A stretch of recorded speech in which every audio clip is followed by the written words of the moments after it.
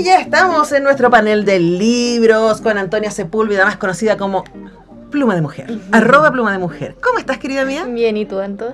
Bien, oye, hoy día particularmente entusiasta porque vamos a hablar de una muy favorita tuya y mía. Sí, amamos Margaret Atwood. A Margaret Atwood. La excusa es que Margaret Atwood acaba de sacar sus memorias. Sí, que todavía no llegan a Chile. No, se llama Book of Lives, a Memoir of Sorts. Le tenemos muchas ganas porque Margaret Atwood es aguda, Sí, es brillante. ¿La viste con Dua Lipa? Sí, pues, ahora de hecho venía escuchando como parte del preguntas y respuestas que hace la Dua Lipa con los autores que invita, así que estuve ahí escuchando algunas cositas que contaba Margaret Atwood. Ahora, nota al pie. ¿Qué tan fantástico es que Dua Lipa tenga un book club? Sí, maravillosa. Y más encima realmente lee, no es Sí, solamente, no es posera. No, sí, yo me pregunto si Dua Lipa es verdad, ¿cachai? O sea, además de que es una elfa y tiene un nivel de producción impresionante, a mí esta cuestión de que se aprenda canciones de cada lugar donde va en el idioma. Me encanta. Y que además, o sea, a mí, o sea, siempre vamos a celebrar a todas las mujeres que leemos, que además, mientras más leemos, más peligrosas nos ponemos, lo que me parece que está muy bien. También inspira a un montón de fans y a gente que jamás se hubiera acercado a estos libros gracias a sus entusiasmos. Claro, sí, pues de hecho, bueno, Margaret Atwood es de una generación mucho mayor a nosotras incluso, entonces a mí me gusta mucho como ella también es muy cercana con sus fans jóvenes, como siento que ella es una persona que está muy actualizada, pese a la edad que tiene, porque ¿cuántos tiene ya más? 86. Está muy viejita, entonces sí, a mí me encanta Margaret Atwood como persona, no solo como escritora, la encuentro fantástica. Sí. Disfruto mucho sus entrevistas. Sí, y ahora, ¿cómo llegaste a Margaret Atwood? ¿Qué fue lo primero que leíste? El cuento de la criada. Sí, llegué a Margaret Atwood. ¿Y ya había visto la serie? No, ya. No. La verdad es que esto fue como 2019 que yo recién leí el cuento de la criada, ahí recién descubrí a Margaret Atwood y no estoy segura de por qué, me da la impresión de que por Goodreads, en verdad no lo sé, pero fue justo cuando igual yo estaba muy en la parada de estar leyendo ciencia ficción, descubriendo o redescubriendo autores que leí en el colegio, por ejemplo, volví a leer 1984, entonces a raíz de hecho de 1984 llegué a Margaret Atwood porque el cuento de la criada se inspira en gran parte en este libro.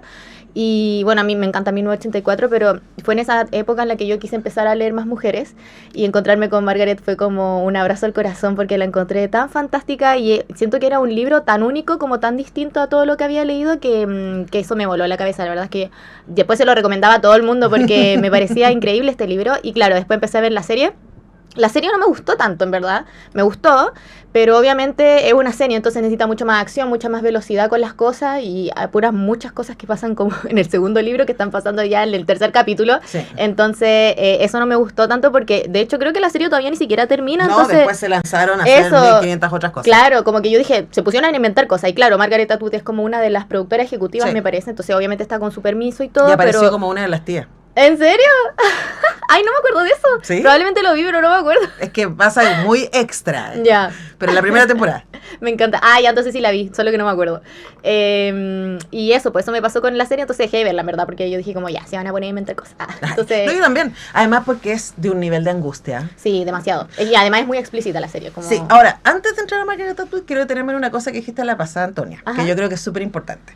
Porque tú dijiste recién que te pasó que en algún momento decidiste empezar a leer más mujeres. Ah, sí, pues. Y claro, tu perfil en Instagram básicamente es reconocido porque tú solo recomiendas autoras. Sí.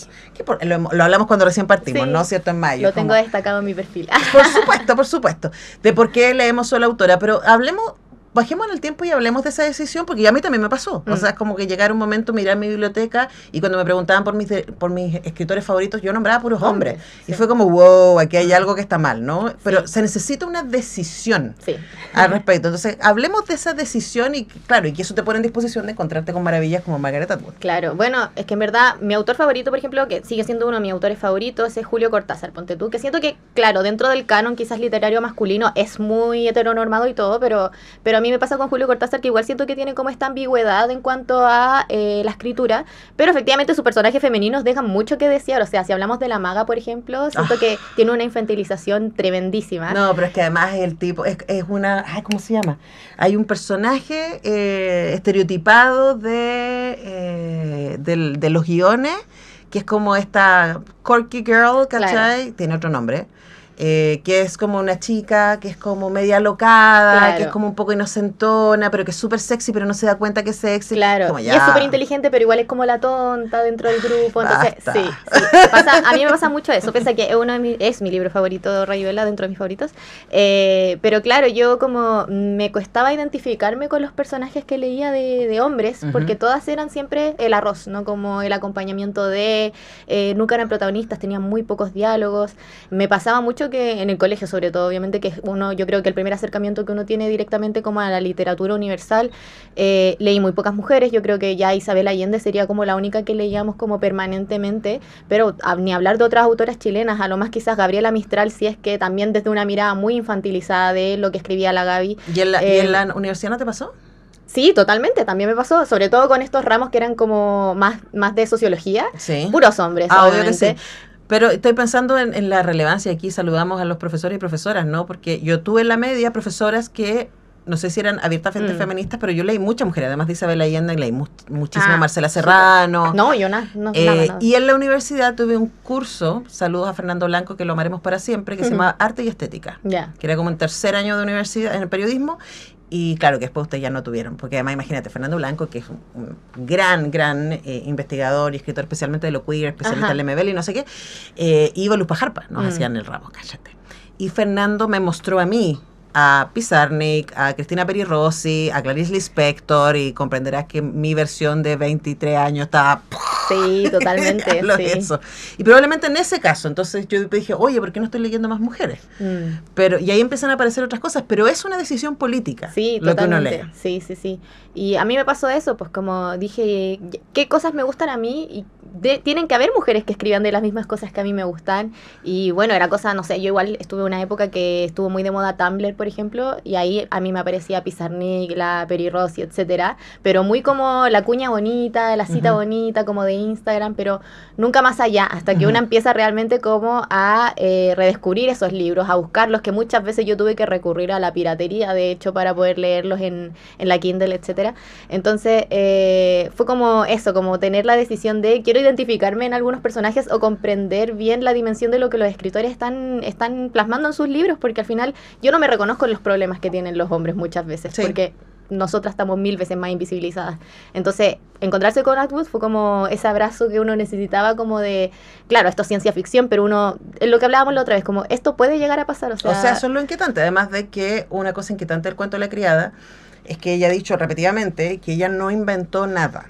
O sea, que todas las cosas más brutales en algún momento de la historia han sucedido, partiendo por Sara y Agar, ¿cierto? Frente a Abraham, y Sara no podía ser madre, aunque Dios le dice que igual va a ser madre, y dicen, bueno, debe ser a través de mi criada, entonces llama a Agar para que se acueste con Abraham y tenga a Ismael, y ahí empieza el problema que tenemos todavía en la zona de Gaza.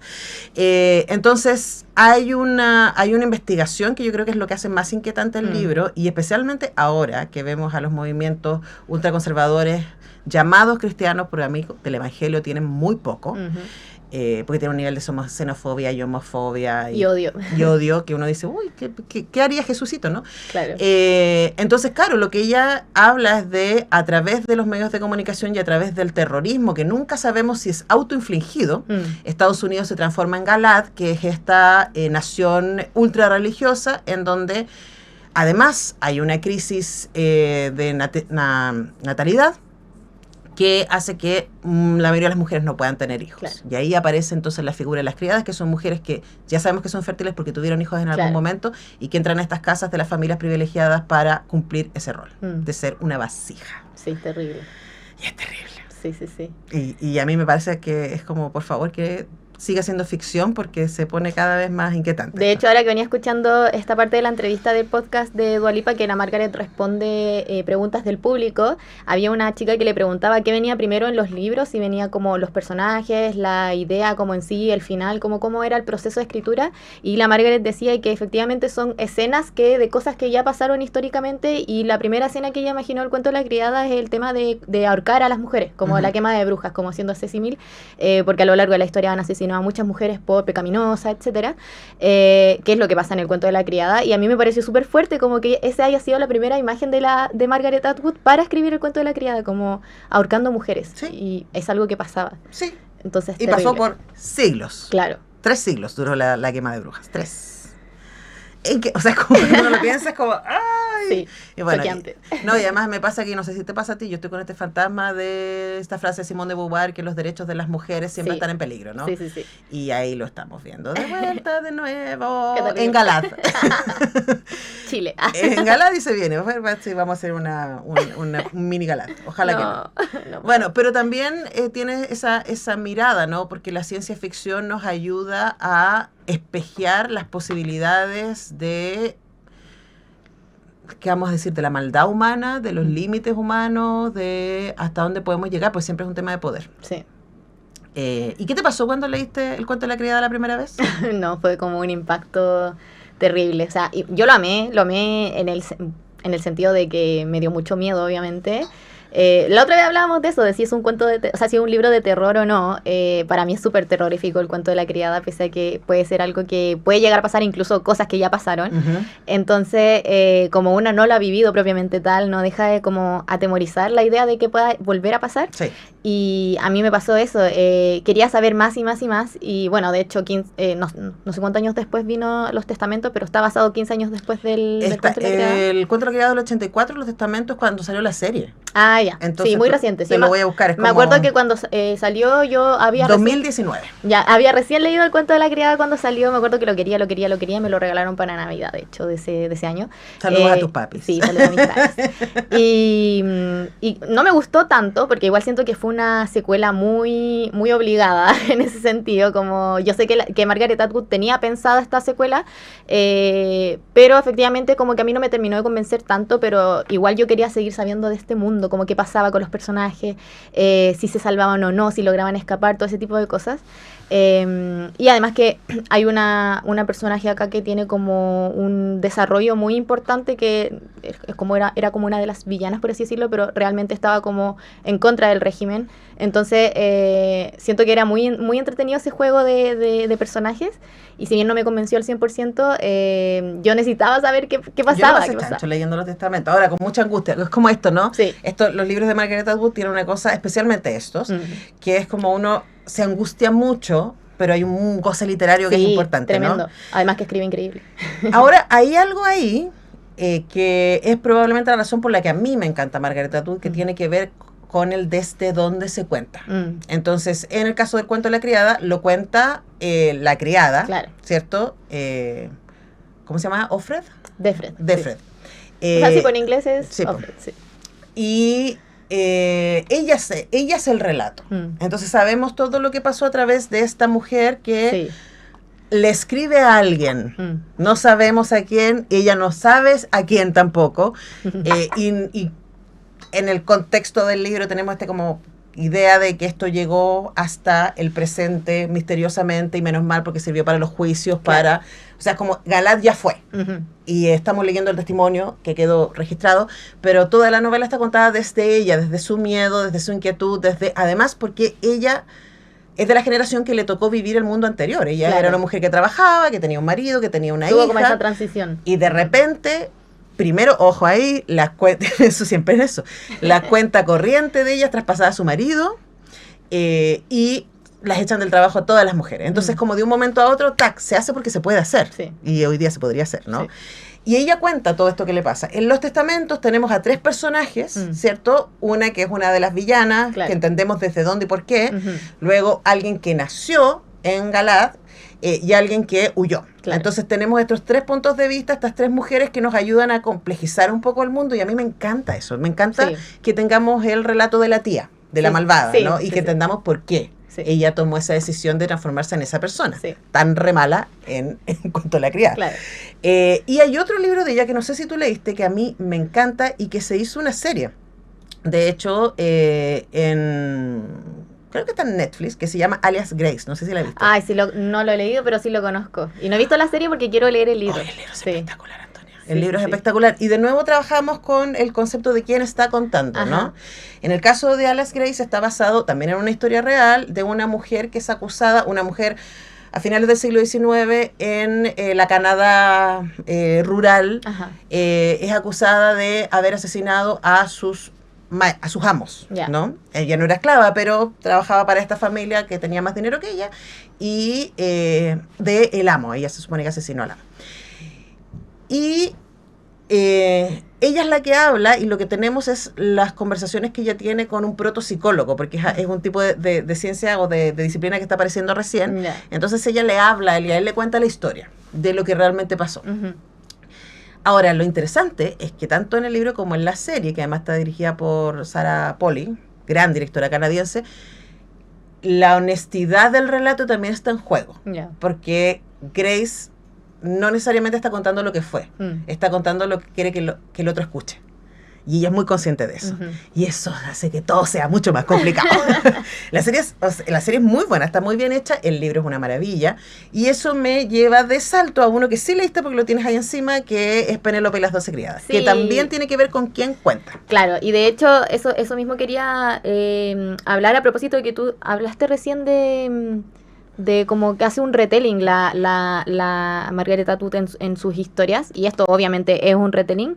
Tengo acá los apuntes porque en verdad no quiero equivocarme, pero este habla sobre el mito de Penélope, que tiene que ver con que era la mujer de Odiseo, ¿cierto? De Ulises. De Ulises, sí. En la Odisea. En la Odisea, claro. Y Ulises se va a la guerra, esto en el contexto de la guerra de Troya, si mal no recuerdo, Sí. ¿cierto? Sí. Entre otras cosas, porque Ulises Sí, se sí, va. Sí, y es entre que otras combinan cosas, muchos entre otras cosas, la cuentos guerra. grecorromanos acá, entonces hubo un tiempo que yo fui muy fan, pero ya como que son tantos nombres que uno se va olvidando. Y efectivamente a Penélope la toman en el cuento original, en el mito original, digamos, como una mujer súper sumisa, muy obediente a su esposo, etcétera. Y lo que hace Margaret Atwood acá es agarrar esa voz de Penélope y las criadas, obviamente, y hace como nuevamente reescribe los coros que existen originales, por así decirlo. Y me encanta porque yo nunca había leído algo similar hasta ese entonces. Ahora siento que los retellings son cada vez más comunes, en verdad, porque este es un retelling muy, muy distinto. Y acá, por ejemplo, hay uno de los coros que me parece increíble, que de hecho lo tengo destacado porque me recuerda mucho al cuento de la criada. Y efectivamente ella habla acá sobre como una liberación que tiene con respecto al marido cuando se va, un despertar sexual también que me parece súper importante, y es ella la que habla, y también le da voz a las criadas, ¿no? Que siempre fueron vistas como, las trataban de hecho derechamente de putas, entonces siento que es muy muy interesante cómo la Margaret Atwood agarra muchas de estas voces, muchas veces invisibilizadas, y las reconstruye y les da una personalidad totalmente distinta a lo que nosotros estamos acostumbrados. Entonces eso me parece muy muy entretenido de ella. A mí me encantan los retellings, Sí. pero yo ya descubrí cuál es la clave para que me gusten. Ajá. ¿Quién los escribe? Y hay un montón de académicas dedicadas a la historia clásica que han escrito retellings, y eso de verdad hace como que la cosa sea absolutamente radical. Sí. He leído algunos muy buenos. El último que leí fue sobre Medusa. ¿Ya? La mirada de Medusa. Ay, que me se llama. encanta. Súper Me bueno. encanta, me Súper encanta. bueno. Y es claro, esto es como estos personajes femeninos que en la mitología griega eran absolutamente accesorios, ¿no? Ujú. Y bueno, ¿qué pasa si es la misma historia, pero contada por ellas? Ellas, sí. Y en este caso, claro, además conocemos con más contexto porque a Penélope Ulises la va a buscar, la saca de su reino y se la lleva a esta isla, ¿cierto? Ítaca, y le hace un niño, se queda con ella un par de años y se va Sí. por décadas. Ujú. Y ella no sabe qué hacer ahí, ¿no? Entonces Claro. ustedes probablemente conocen la historia de los pretendientes que llegaban. Ahora no solamente la pretendían a ella, pretendían también el trono de Ítaca. Claro. ¿Cierto? Y también el hijo que crece en la ausencia de su padre y que quiere ocupar el lugar. Y Penélope es como tratando de mantener las cosas en control y enfrentándose con este mundo ultramasculino que la pasa a llevar constantemente, ¿no? Sí. Entonces aquí aparece una cosa muy linda porque Margaret Atwood juega con el formato, como tú dices, de los coros griegos. Sí. y las criadas, o sea, las criadas efectivamente son este coro, ellas también tienen un lugar ahí, que son finalmente las que ven el mundo privado de Penélope, y tenemos la narración de Penélope, o sea, es como, ¿qué hubiera pasado si la historia la cuenta Claro. ella? Y de hecho es increíble porque como que Penélope la pasa chancho en todos esos años que no está Sí, Ulises. Que es totalmente lo contrario a lo que Pero, nos contaba. pero los tiene que dejar, o sea, a puertas adentro, ¿no? Claro, claro. Porque hacia afuera tiene que mantener Esa imagen, esa sí. imagen. A mí me parece que ese libro es una Y maravilla. es muy cortito. Sí, uno se lo y lee en además una sentada. se hace muy cortito. Sí. Ahora, también a ella le gusta mucho escribir. A mí me encanta que Margaret Atwood siga escribiendo y siga sacando. Está la trilogía de Mad Adam, no sé si tú la leíste. ¿Esta? Esa misma. Sí, acá lo tengo, el primer libro. No he leído los otros dos, he leído solo Yo también leí ese. Ah, ya. Sí. ¿Y Sí. qué tenemos que decir entonces de Oryx y Crake? Este es un libro que después del cuento de la criada todo me parece como, ay, le falta algo. Como que algo me pasa, que no sé, siento como una conexión muy profunda con el cuento de la criada y siento que además es muy muy actual, aunque este libro también es muy muy actual. Y de hecho este libro lo leí en pandemia, entonces fue aún más impactante para mí porque esto parte con obviamente una crisis que nos tiene como en cuarentena, por así decirlo, pero ya prácticamente que no existen los humanos. Y yo lo leí en ese momento que habían frases que eran así muy, muy calcadas de lo que estaba pasando como en las cuarentenas cuando nosotros estábamos viviendo el tema del COVID. Y eso como que me dejó súper, súper mal cuando lo estaba leyendo. Pero tenemos una protagonista que se encuentra acá con el hombre de las nieves, que en realidad tiene un nombre, pero ahí te van develando por qué tiene estos apodos, qué sé yo, y tiene que ir redescubriendo distintas cosas que fueron pasando tanto con ella como con su pasado y la conexión que tiene con esta persona. Entonces, si bien no es un libro que me fascinó, lo encontré también súper innovador en ese sentido. A mí me generó hartas como angustia nuevamente. No es de mis favoritos, pero sí, también me pareció muy de terror, como lo que me pasó con el cuento de la criada, de verdad. Ese es ciencia ficción, terror, heavy metal. Sí. Porque además acá en Oryx and Crake, Ajá. en la trilogía Madame, hay el tema de la crisis climática, es súper La crisis importante. climática, claro. Entonces también es como estamos aquí a la vuelta de la esquina. Sí. A la vuelta de la esquina. Margaret Atwood tiene un montón, yo empecé a leer, pero no lo he terminado, El asesino ciego. Lo tengo, no lo he leído tampoco. Y también porque es un libraco más o menos Sí. importante que salió el 2000. Lo bueno es que está casi todo publicado por Salamandra, que tiene Por Salamandra, distribución en Chile a través de Penguin. Y trajiste uno que a mí también me encanta, que para mí fue un recreo leer Cuestiones Candentes. Sí, no lo he terminado de leer. También me pasa como con Mariana Enríquez, que lo voy leyendo de a poquito. Sí, porque es como... Es que son como estos extractos de Además bueno, que es son- como, déjame pensar un rato en todo lo que me Claro. acabas de decir, Margaret. Son ensayos y crónicas de Margaret Atwood, son todas estas cositas que ella ha ido escribiendo a lo largo de los años, desde el 2001 hasta el 2020, si mal no recuerdo. Y bueno, creo que el primero es el de las Torres Gemelas. Bueno, y este ensayo es increíble. Esto es 100% realidad, como esto no son ficciones, aunque sí digamos, analiza sus propios libros, El cuento de la criada, Sí. etcétera. Y está muy bueno porque, y también en los testamentos ahí. Claro, entonces es muy entretenido porque a mí me gusta mucho saber cuál es la perspectiva de los escritores de sus propios libros años después, o también saber qué opinan de las opiniones de sus lectores. Y por eso yo digo siempre que me gusta mucho Margaret Atwood y siento que es una mujer que está muy actualizada pese a la edad que tiene, porque ella se conecta muy bien con sus lectores. Y este libro lo deja muy, muy, muy en claro. Acá también habla mucho del feminismo, entonces creo que, no sé, es increíble esta señora, yo la amo. Yo Sí. quisiera que fuera mi abuelita. Yo quisiera ser así cuando sea grande. Sí, igual, también. No creo que me alcance ese nivel de brillantez. Oye, también hay un libro que me apareció aquí que yo lo debería traer, no sé si leíste, a propósito de la edad. 9 cuentos malvados. No. Bueno, son 9 cuentos, pero los protagonistas son todos personas mayores. Ah, ya, me encanta. Entonces también es una mirada muy irónica respecto a cómo se tratan a las personas Eso mismo, mayores. tienen cero representación en Exacto, y la ella cultura. escribe desde ese lugar, ¿no? Y también hay unos cuentos bien terribles, pero con mucha ironía, con mucho Sí. humor sobre básicamente los límites, los prejuicios que tiene el resto del mundo respecto a alguien mayor, porque, claro, hemos dicho todo este tiempo así, para la edad que tiene, y es como ya, pero ¿qué significa hoy día tener 86 años? Sí, sí. Y yo creo que Margaret Atwood es un súper buen ejemplo de la tensión que tenemos respecto al número de edad versus la vida que puedes habitar, porque por ejemplo además sabemos que la condición socioeconómica va a determinar sin duda la salud, la calidad Claro. de vida, etcétera, y también la actividad. Y ella es alguien que sigue dando entrevistas, lo de Dua Lipa fue hace un mes. Sí. Sigue sacando libros, acaba de sacar su Muy memoria. lúcida. Siempre tiene cosas súper... Sí, la entrevista es súper divertida. Además que a mí me dio mucho gozo, me dio mucho placer ver a estas dos mujeres tan bacanes de distintas generaciones conversando, Sí, ¿no? sí. Yo creo que Dua Lipa por dentro estaba como... ¡ah! Y yo creo que Margaret Atwood por dentro igual está emocionada, así como... Sí. Había un programa que se llamaba Iconoclastas, que Ya. se trataba de eso mismo, de juntar a dos personas, pero en un programa entero, como una serie documental, en Dos donde... generaciones. O gente muy distinta. Ya. ¿Cachai? Entonces qué que entretenido. alguien decía como, yo quiero conocer, por ejemplo, Tarantino, ¿cachai? yo quiero conocer a Fiona Apple. Entonces va y hacen todo el camino hasta ir a buscarla, se encuentran, conversan, ¿cachai? Qué choro. Es súper bueno. El programa lamentablemente se acabó.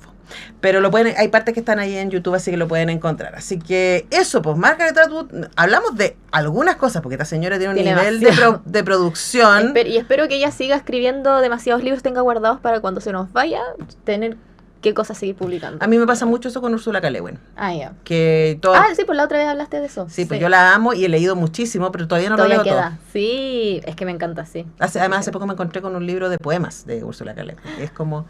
También es como de poquito. Me encanta. Sí, no, una maravilla. Así que Margaret Atwood fue nuestro tema de hoy día con nuestra queridísima Antonia Sepúlveda Pluma de Mujer, para que la sigan, le agradezcan. Se va con su libro de Planeta. Padre. De Catriona O'Sullivan, un libro... muy destacado, que viene con súper buena crítica, irlandés, y ya irlandés a nosotros nos interesa. Oye, antes de irte, Antonia, ¿tú has escuchado de Pipi calzas largas? Ay, sí me suena. ¿Te suena, cierto? Sí, Aquí sí. tenemos fans.